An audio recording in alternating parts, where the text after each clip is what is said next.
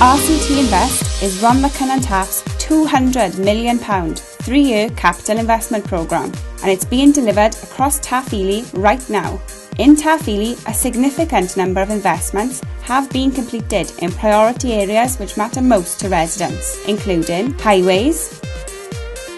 leisure,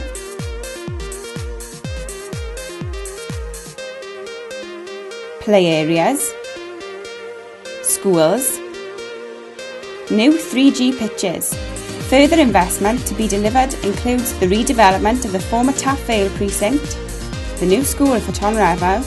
3G pitches, Cynharan bypass and the dualling of the A4119 at Stinkpot Hill. You can find out more about what investments have taken place or are planned in your area by visiting www.rctcbc.gov.uk/